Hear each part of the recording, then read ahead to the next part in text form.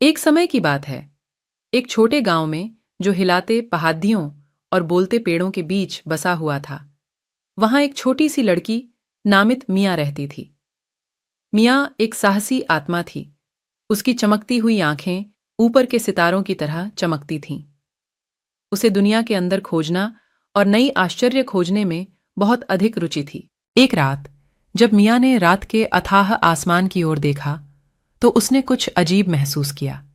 एक छोटा सा तारा अपने स्वर्गीय घर से गिरता हुआ दिखाई दिया, चमकता और चमकता हुआ, जैसे कि यह धरती की ओर उतर रहा था। बिना किसी हिचकिचाहट के मियाँ अंधेरे में चली गई, गिरते हुए तारे की हल्की चमक का अनुसरण करते हुए। जब वह नजदीक आई तो मियाँ ने तारे को उच्च घास के बीच में बैठा पाया, जिसकी रोशनी रात के खिली घास के सामने कमजोरी से दिखाई दी। तुम ठीक हो? मियाँ ने धीरे से पूछा, छोटे से तारे के पास झुककर। तारा धीरे से झपका। उसकी रोशनी हर लम्हे के साथ कम हो रही थी। मैं खो गया हूं, यह धीरे से कह रहा था, छोटा और डरा हुआ ध्वनि में। मियाँ का दिल दया से फूला जब वह छोटे से तारे की ओर हाथ बढ़ाया।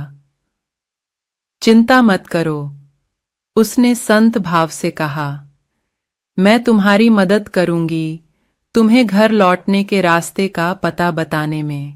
प्यारी हाथों से मियाँ ने छोटे से तारे को उठाया और अपने सीने के पास साझा किया।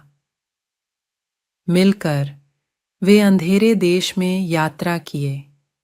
तारे की रोशनी हर कदम बढ़ाती गई। रास्ते में मियाँ और छोटे से तारे ने किस्से और हंसी की बातें साझा की, जो ऊपर की आकाश की तारों की तरह चमकती थीं।